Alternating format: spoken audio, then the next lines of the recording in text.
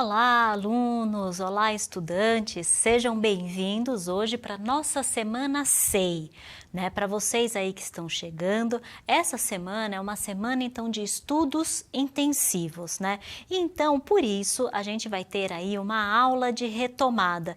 Nessa aula de retomada, a gente vai ver um pouquinho mais, aprofundar também um pouquinho mais nas nossas aulas aí do nosso componente do solo à célula, tá? Só que são as aulas da atividade 1 do nosso componente. Então, vocês fiquem aí ligadinhos, prestem bastante atenção, porque essa é a semana para vocês conseguirem aí, solucionar as suas dúvidas, para vocês conseguirem, então, rever aqueles conceitos que ficaram ali para trás ou que vocês tiveram um pouquinho mais de dificuldade, ok? Então, durante essa semana, na semana SEI, a gente vai ter, então, essa semana de retomada do nosso componente do solo à célula. Então, fiquem aí ligadinhos e eu espero vocês na nossa próxima aula. Até mais, pessoal!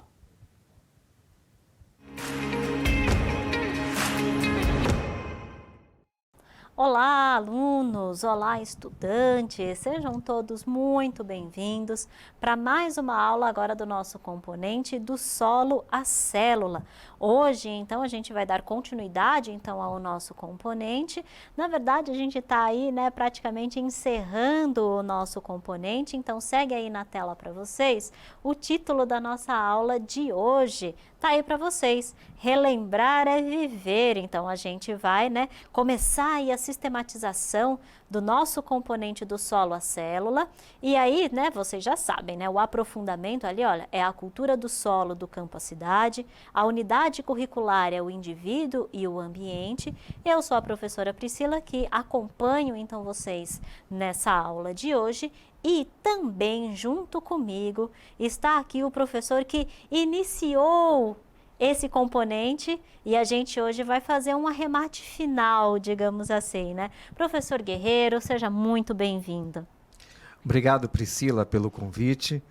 É sempre para mim uma oportunidade muito legal participar desses encontros que você faz, porque aí você que trabalha a parte mais ligada à ciência biológica, de repente esse bate-bola comigo, que faço a parte, faço a praia da ciência humana, pode dar um casamento aí de sucesso. Valeu pelo convite.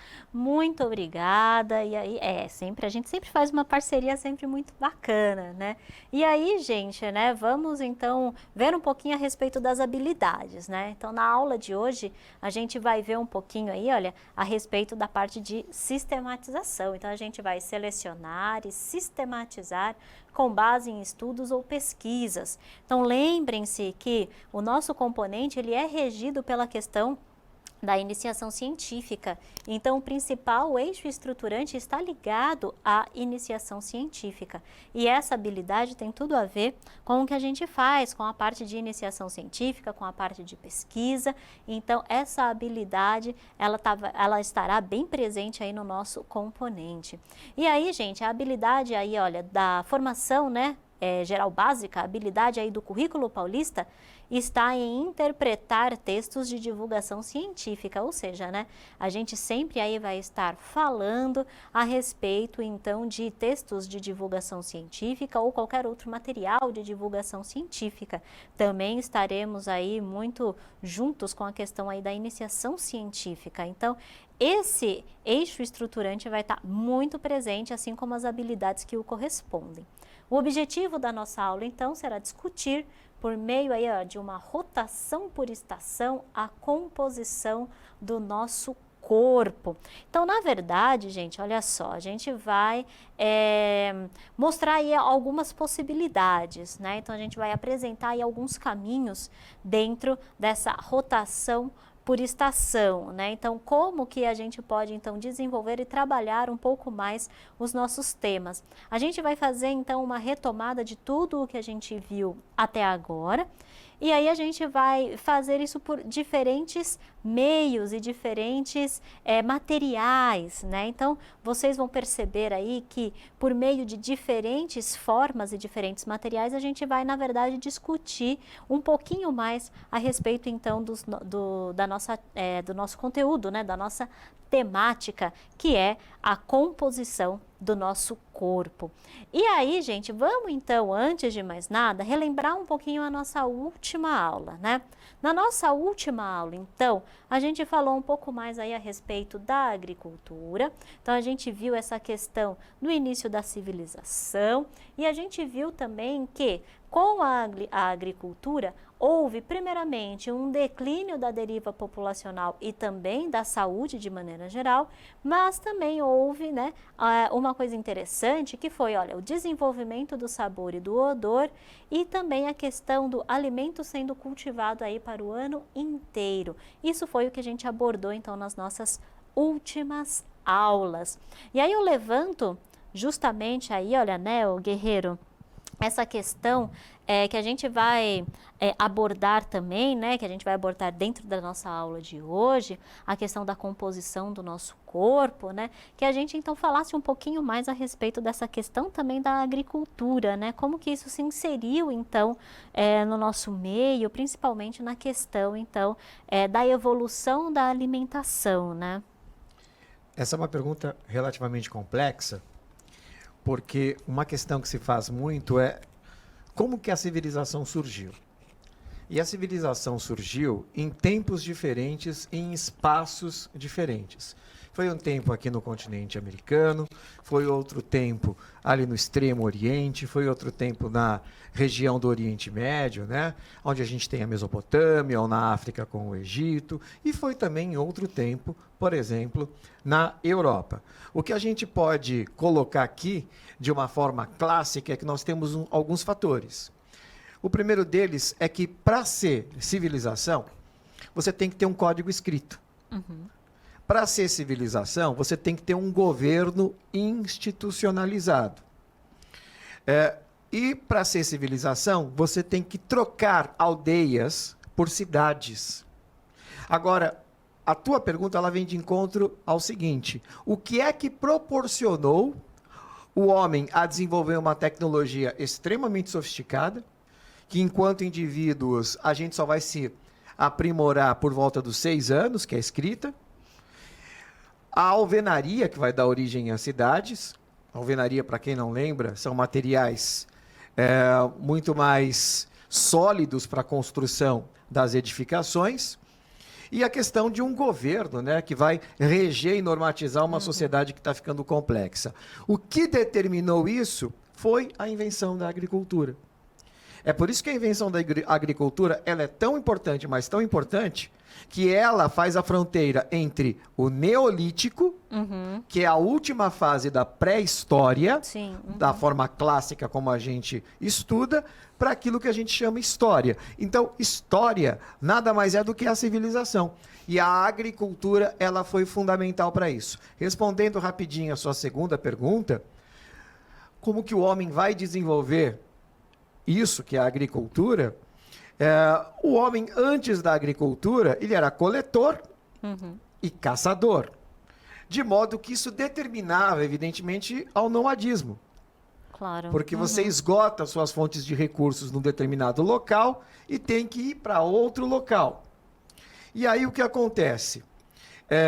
Ao observar, você estava falando das estações, né? Sim. Justamente o fluxo da natureza em relação às estações do ano, em relação a todo o trajeto, toda a trajetória da semente para o fruto, etc. O homem começou timidamente a perceber que ele poderia deixar de ser coletor para ser produtor, na medida em que ele se adaptasse produtivamente a essas estações, a todo esse encaminhamento natural. E aí, Pri, para encerrar, o homem ele crava algo que até hoje tem sido as nossas vitórias e tem sido também os nossos dilemas. O homem ele passa a dominar a natureza. Né? Sim. E isso é fundamental para o sedentarismo, para a civilização e, para quem não sabe, a expectativa de vida ela dá um salto. Sim. A partir disso, né? Porque o homem ele vai começar a fazer algo que antes ele não conseguia, a se planejar. Perfeito, né? E aí, essa questão da agricultura também influencia bastante na composição do nosso corpo, porque aí começam a modificar também os componentes que estão presentes justamente no nosso corpo. Antes a gente começa lá no início lá da evolução do homem, né? Quando a gente passa por todos esse tempo geológico, o homem como então caçador e coletor, ele tem um determinado grupo e compostos e elementos dentro do seu corpo, e à medida que ele vai incorporando novos alimentos, também vai incorporando então novos compostos, né, dentro do nosso corpo, né? Você tocou em algo super interessante, porque você tem aí, inclusive, um determinante na composição da estrutura muscular do homem e da mulher. Porque o homem é o caçador, então ele vai se alimentar de proteína muito antes da mulher. E isso vai dar a ele uma explosão muscular e um tamanho maior, porque a proteína é fundamental. Exato. Além do que, ele se movimenta muito, ele estimula todas essas atividades musculares. Enquanto a mulher, por uma questão doméstica, cuidado com os filhos, ela vai se situando no ambiente doméstico e ela fica com as sobras disso. Agora, é importante ressaltar que quando a agricultura começa a se desenvolver, lá desde os primeiros roçados, é a mulher que toma conta disso. É verdade. E isso, inclusive, determina que as mulheres também vão conhecer as plantinhas que vão virar remédios. Elas serão as mestras da primeira experiência de farmacopeia que a gente tem na história. Começam a dominar mais esse ramo da botânica, né, na verdade. E aí, justamente a respeito, então, da composição do nosso corpo, a gente tem um vídeo aí para vocês que fala um pouquinho mais a respeito aí dos elementos químicos, que fala um pouquinho mais a respeito aí da composição, né, e dos compostos, não só estão presentes no nosso corpo, mas que estão presentes na natureza. E aí, gente, pode rodar o vídeo.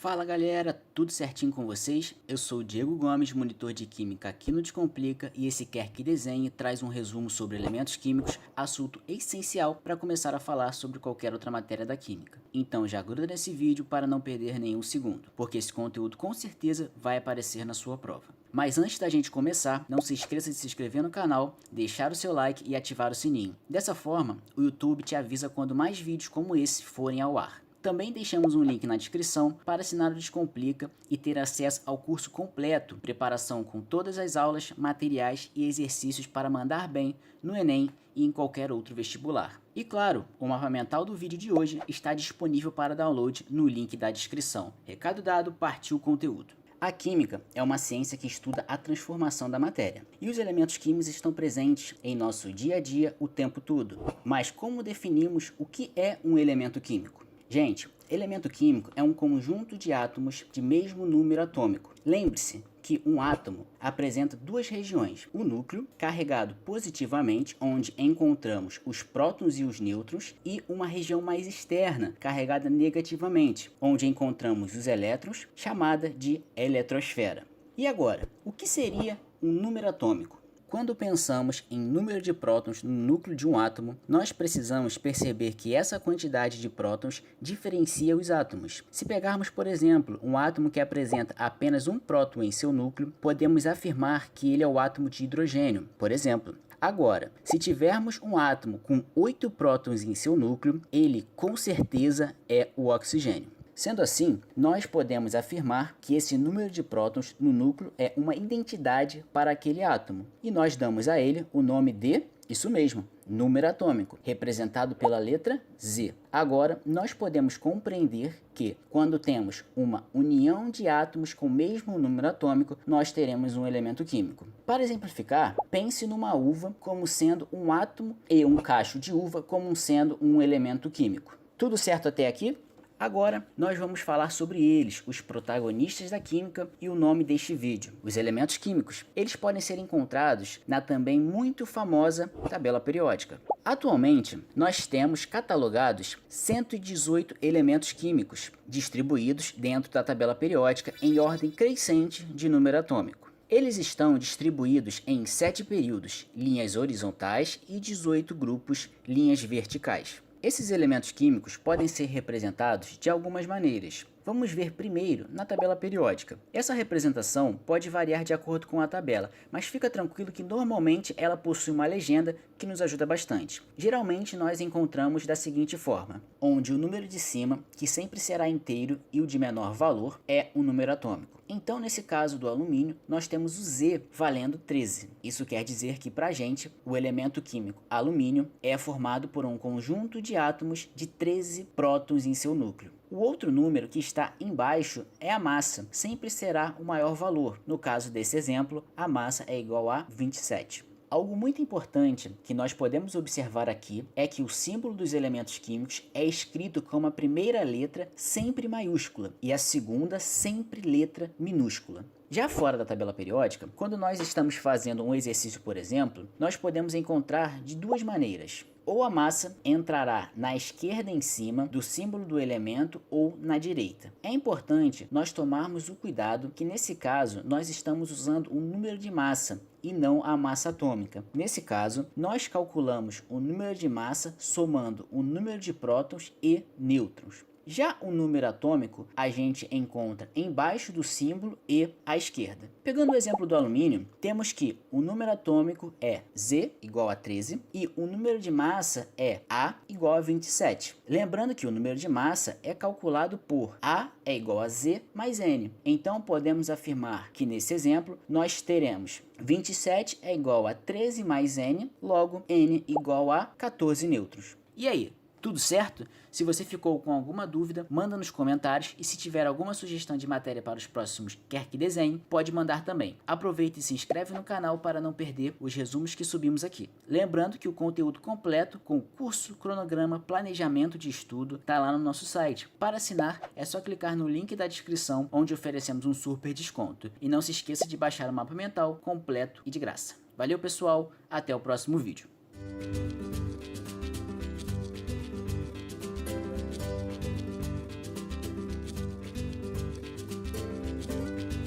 Então, olha só, né, gente, depois da gente ver, então, esse vídeo, né, que acabou de passar aí para vocês, e aí a gente vê justamente, então, como que é a composição, né, o vídeo, ele retrata muito bem essa questão, que está aparecendo aí na tela para vocês. Então, ele fala primeiro a respeito dos elementos químicos, que a gente vê bastante aí na tabela periódica. Aliás, né, a tabela periódica é a principal representação gráfica dos elementos químicos que a gente encontra não só na natureza, mas também que a gente encontra combinados, né, em combinações. Muitas dessas combinações, então, a gente chama de compostos. E aí a gente vai ter os compostos inorgânicos, que são aqueles que não apresentam carbono propriamente na sua constituição.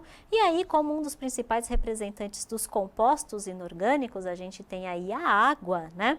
E depois também a gente vai ver ali, olha, os compostos orgânicos. Os compostos orgânicos, eles já apresentam carbono na sua constituição.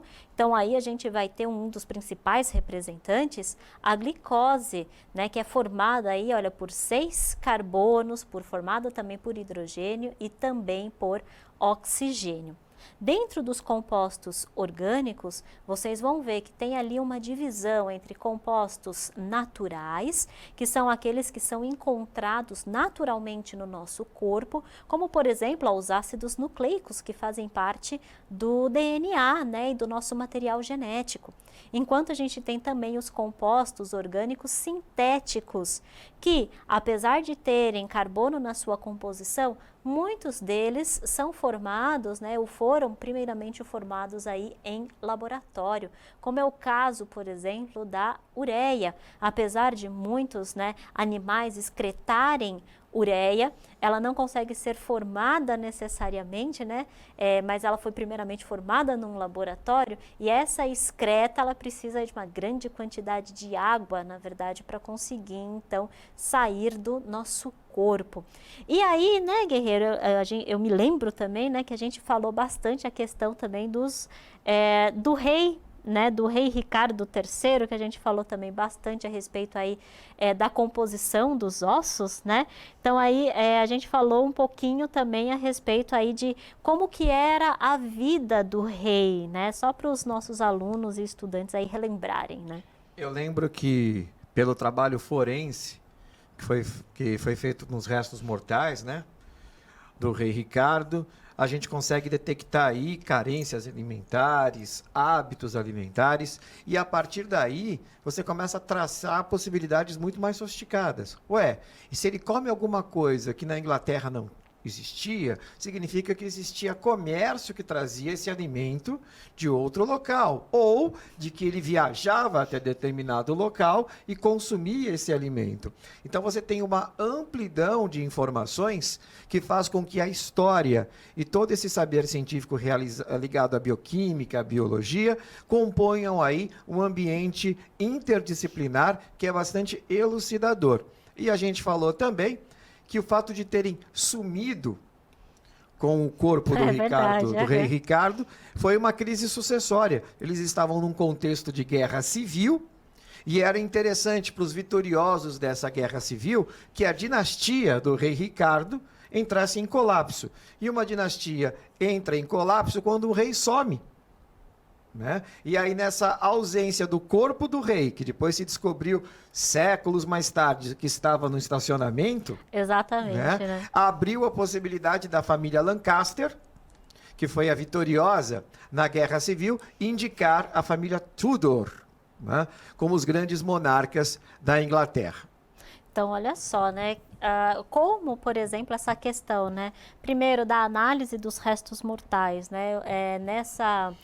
Nessa conjectura, eu lembro inclusive que a gente falou também a respeito ali da questão dos radioisótopos, né, que era uma forma como eles conseguiram então fazer a investigação e saber um pouquinho mais a respeito daquela ossada, daqueles restos mortais que eles encontraram no estacionamento, né, no estacionamento da Universidade lá de Leicester, que eles conseguiram então, que eles descobriram, né, a presença daqueles restos mortais, e aí a partir daí que eles foram fazer diversas análises, entre elas as análises de radioisótopos, né, que eles conseguiram ali determinar a presença de determinados compostos, então, naquela ossada, e a partir daí eles conseguiram também determinar qual que era a alimentação, por exemplo, do rei, né? Eles conseguiram então saber um pouquinho mais a respeito ali da vida do rei, né? Então, muito interessante a gente fazer mesmo essa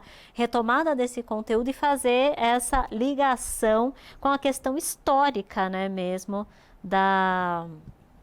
de todo esse processo, né, do sumiço, por exemplo, do rei, até conseguir encontrar muito tempo depois, e aí sim, por métodos científicos, por métodos analíticos, conseguir então estabelecer essa relação com o rei, né? Olha, até onde eu sei, e inclusive eu já participei de um trabalho, claro que não desse nível, mas que lembra um pouco esse aparato, quando eu fiz uma pesquisa num cemitério aqui em São Paulo. E aí você percebe que na arqueologia, que é aquela ciência que fica procurando vestígios materiais de civilizações passadas, ou na antropaleontologia, nossa, que vai fazer o estudo dos fósseis humanos, é fundamental a interdisciplinaridade, que vai muito além, inclusive, da questão da dobradinha entre bioquímica e história. Envolve também questões muito relacionadas à tecnologia de escavação, matemática com datações. É algo bastante sofisticado que prova para a gente, mais uma vez, que a interdisciplinaridade é fundamental para você compreender num todo. É isso mesmo, né? E aí, gente, tá aparecendo aí na tela para vocês também um texto, né, que a gente chama aí, olha, que na verdade o texto se chama A Fórmula do Corpo. Vocês vão acessar aí o texto, né, aí na casa de vocês estudantes que estiverem aí nos assistindo, vocês vão acessar o texto, estou deixando aí para vocês o link, né, para que vocês consigam então acessar o texto. Também estou deixando aí o QR Code para que vocês também consigam acessar o texto, mas eu vou vou dar uma geralzona, né, a respeito desse texto, que é justamente onde ele fala como os elementos químicos, eles contribuem para muitas reações dentro do nosso corpo e também para a manutenção, por exemplo, de muitos tecidos, né? Eles fazem parte mesmo da composição de muitos tecidos. Inclusive, o texto ele ressalta que dentro do nosso corpo a gente tem aí em torno de 12 a 17 elementos, que esses elementos, na verdade, eles fazem então todo aí o entrelaçamento entre eles, e eles que fazem então a base mesmo do nosso corpo e do nosso tecido. E aí para vocês, né, tá aparecendo aí na tela como que é a organização então do nosso corpo, né? A gente começa então com o átomo que é composto lá por elétrons, que é composto por prótons e nêutrons, né? Prótons e nêutrons que estão lá no seu núcleo e os elétrons que estão ali orbitando ao redor então desse núcleo. E esses átomos juntos, eles formam o que a gente chama de molécula. A molécula, né, grandes moléculas, ou seja, quando elas também se unem, a gente chama aí de macromolécula, macro, porque se aumentou aí, né, tanto a quantidade de moléculas quanto o tamanho também dessas moléculas. As macromoléculas, elas vão estar inseridas nas organelas. E as organelas são aquelas estruturas que desempenham uma determinada função que estão presentes nas nossas células. As células unidas e todas elas desempenhando um único papel, a gente chama de tecido. E esses tecidos unidos, também desempenhando ali um único papel, a gente chama de órgãos. E aí o conjunto aí dos órgãos vão formar os sistemas, até chegar então os sistemas, né, a união dos sistemas, formando então o nosso organismo. Então aí a gente viu então como que está a organização do nosso corpo, e nas nossas aulas a gente ressaltou bastante também a questão dos tecidos. Então a gente falou muito a respeito da composição dos tecidos. E o texto que vocês, né, viram anteriormente, que vocês aí vão poder acessar e ler esse texto depois na íntegra, ele vai falar também a respeito de como esses elementos, eles conseguem então compor os nossos tecidos. E aí tá aparecendo para vocês aí na tela justamente os nossos tecidos, né? Então, como que os elementos, eles estão presentes nos nossos tecidos? O potássio, principalmente, ele está presente ali no tecido muscular, principalmente para a questão de movimentação. Então, quando a gente viu e a gente falou a respeito das proteínas que fazem parte do tecido muscular, principalmente a actina e a miosina, essas proteínas, né, que uma desliza então sobre a outra para fazer a contração e o relaxamento muscular, há a necessidade de potássio para que essa contração e esse relaxamento aconteça. Posso fazer uma pergunta? Perfeito, vamos lá. É por isso então que os tenistas comem banana durante os jogos de tênis. Perfeito, é isso Porque eles mesmo. precisam de potássio para justamente dar uma reforçada aí nisso tudo. Isso mesmo, né? Então, quando a gente fala também da questão das câimbras, né? As câimbras nada mais são do que o nosso tecido muscular, que ele perde essa sintonia de contração e relaxamento. Então, ele começa a se contrair de maneira involuntária. Muitas vezes está faltando potássio nesse tecido. E então, a banana é rica em potássio. A banana é rica em potássio. E aí, isso, né? Essa injeção de potássio vai então ali reestruturar toda a maquinaria ali do tecido muscular, né? E aí a mesma coisa no tecido conjuntivo, que a gente tem, por exemplo, a principal presença do cálcio nos ossos. Então aí na alimentação também, né, a ingestão, por exemplo, de leite, dos laticínios de maneira geral, que são elementos, que são alimentos ricos em cálcio, também são importantes. E aí também, né, justamente para também a gente prevenir doenças, né, como a osteoporose e todas as doenças relacionadas aos ossos. Tem mais uma pergunta. Vamos lá, então. Laticídio tem lipídio. Tem também. Lipídio ajuda no cálcio. Ou não tem nada a ver? Não, lipídio, na verdade, ele é rico em gordura. Ah, o lipídio é uma espécie de gordura que vem dos laticídios. Exatamente, né? Beleza. Quando a gente faz, né, por exemplo, o queijo, né, então tem ali uma grande quantidade de gordura. Lipídios, né, é um nome chique que a gente dá para a gordura do dia a dia. Poxa, eu tava aqui crente que eu que adoro queijo, tava Que você tava consumindo bombando. potássio, me dei mal. Você está consumindo cálcio também, né, porque no leite e todos os laticínios, tudo que é derivado do leite tem bastante cálcio na sua composição, mas também tem bastante lipídio.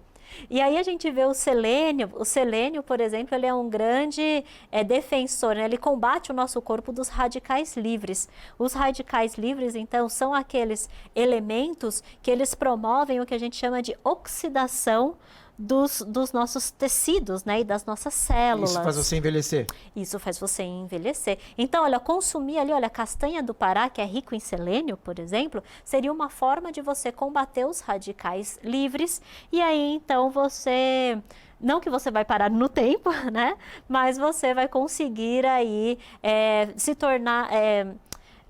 tornar aí o seu envelhecimento, né, vai prolongar aí a sua juventude, né, e vai, então, deixar um pouco mais adiante o seu envelhecimento. É hoje mesmo que eu vou comprar um lote de castanha do Pará. É isso Já vou, mesmo. cautela, me precaver aqui. Deve ter cosméticos, inclusive, né? Claro, feitos assim. muitos cosméticos, né, são feitos ali, olha, à base de alimentos, né, muitos cosméticos à base aí de castanha do Pará. E aí, né, justamente toda essa abordagem, a gente fez uma rotação por estação, porque a gente utilizou aí diferentes abordagens e diferentes métodos, diferentes na forma de texto, na forma de vídeo, para abordar então aí um único tema, né? Então, olha só, guerreiro, a gente chegou então na nossa sistematização, falando aí de rotação por estação.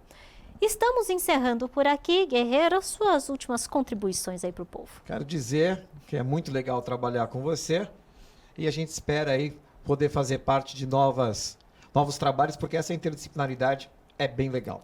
É isso mesmo, guerreiro. Muito obrigada aí pela sua participação. Pessoal, a gente se encontra numa próxima. Até mais!